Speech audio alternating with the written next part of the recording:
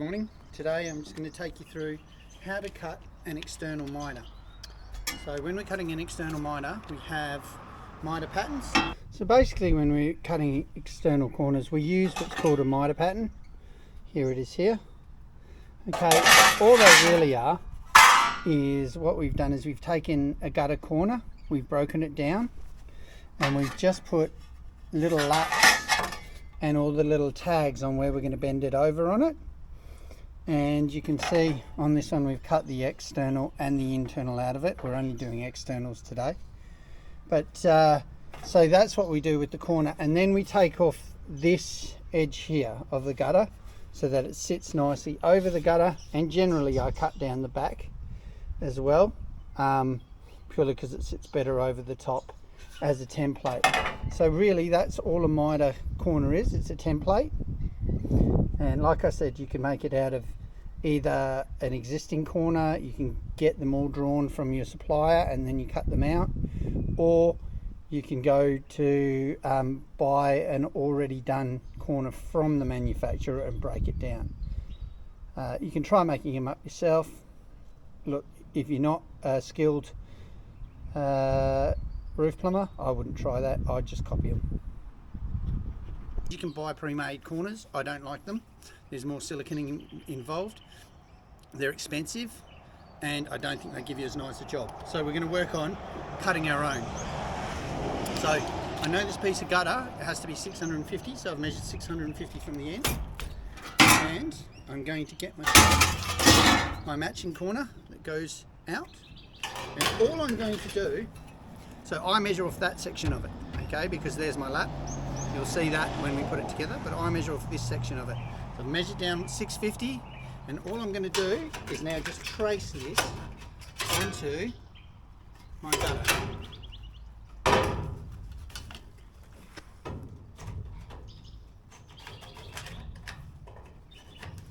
You can see.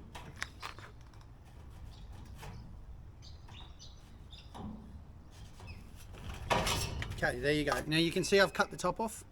We don't have this because obviously it just gets in the way of when you're putting your gutter onto the other one to trace it. So we're just going to cut that now.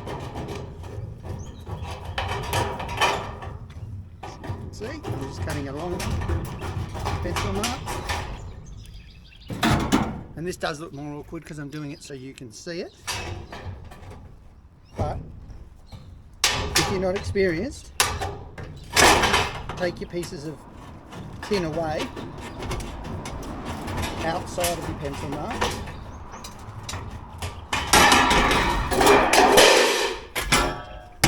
And then you're just going to trim it up. So now that I've cut away the waste, just trimming up along that line. So you can see on the back there where I've marked it, I'm going to cut myself a little tag. Okay, bend it out. And with my greens, I'm cutting down. So you'll see when I cut using reds and greens, okay, which tends to make it bend this outside, bend a certain way. I always cut so I'm bending it to the outside. You'll find that's the easiest way. I'm just going to cut along that line. And there you go. There's one done.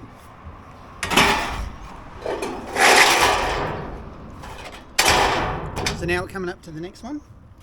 Obviously, we're going to use the other corner, which doesn't have a lap on it. Okay, now this one continues on, so I don't have to measure it as such. And we're just going to put it in place. We're going to do the exact same thing. We want to measure it, mark it nice and tight with a pencil mark. Okay, all the laps have been put onto these.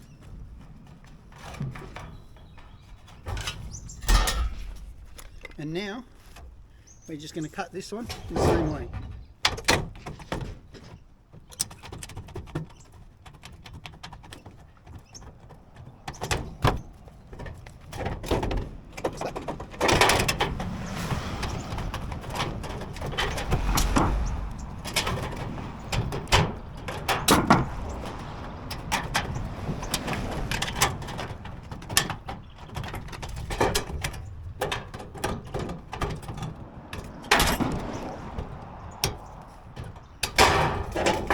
so there he is. I've cut him along the line. It's probably looked a tiny bit more awkward than it should because I'm cutting it a little strange so you can see it. And all I'm doing with this now is I'm just flattening that because that's got a safety edge on it, so I just flatten it a little bit, and I do it on the other side.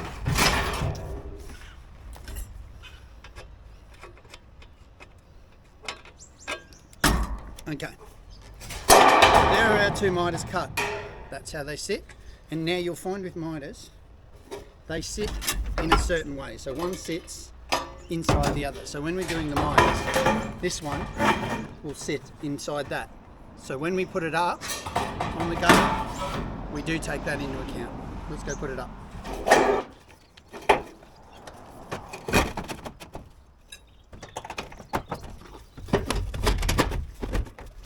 So now we have it in place. Sorry about the bushes, it's a re-gutter.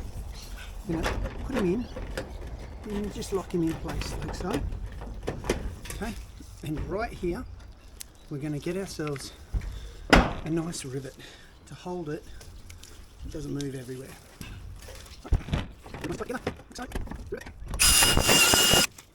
Now, this rivet's a little bit further forward because remember we got it sitting on the fascia, so you don't want to drill it back and into the fascia. So we put a rivet in there. Now we're looking to put it in the front here, and the easiest way is just kind of lift it up. Okay, so as you lift it up, it'll find its place, and once you've got it nice, you're just going to put a rivet up here into those two.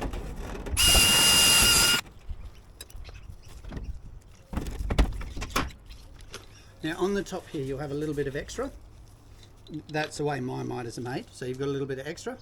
Just grab my reds or greens, whichever one works, and I just cut across the top. Now I don't cut down. Once I get to the top, I'll show you this actually. Once I get to the top, sorry about the bushes, but I'm actually just going to cut it that way because that's going to become a lap that I'm going to tap around to hold it in place as well. So that's the way I do that.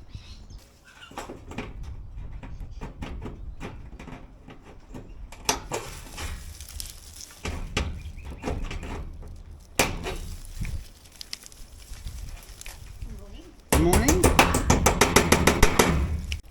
So you can see there, I've just knocked that little tag around very simply, and that will just hold it from pushing that way.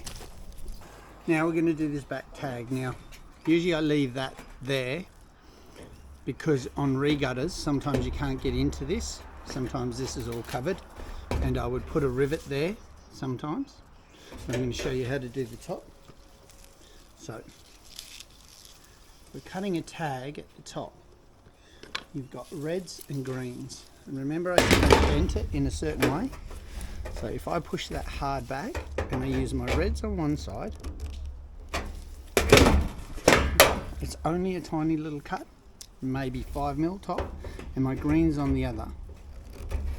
You see it bends it out, and then after it's been bent out, you can either bend it over with your red, or just to be a pain, here's my reds. That's what I'm used to. Okay, so we bend it out, and then we just give it a little tap over. So you can see it there, it's bent out. And a little tap over. Then what I generally do is I squeeze that just softly with my red. So I don't cut it, I just squeeze it. So that's the inside of your miter done. Now we're going to deal with just the outside. So now what we're going to do, we're just going to trim up this bottom a bit to make him sit nicely. See there?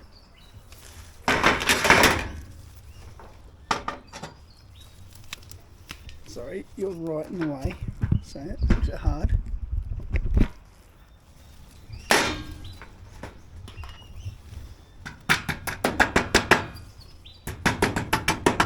That helps hold it in. Just give this a bit of a trim across.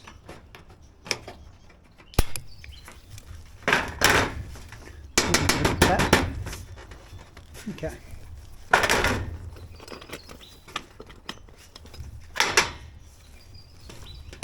So that's just my second. Okay.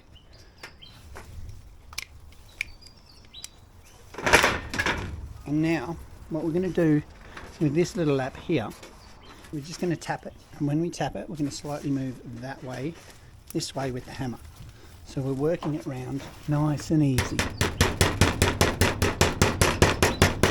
And generally I hit it with just a little bit there, so I don't hit it with the flat all the time. You can hit it with the flat. We're working up and down. Okay, very lightly, light taps. You see it just caressing it round. All the way up.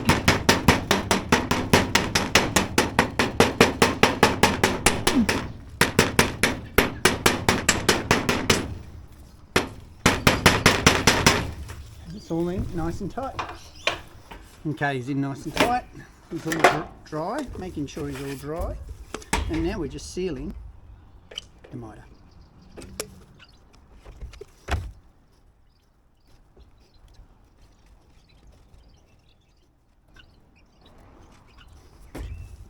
Now, just make sure you get the little tag at the back as well. Generally what I do. It just makes sure it doesn't, first of all, doesn't come undone, but it won't leak through it.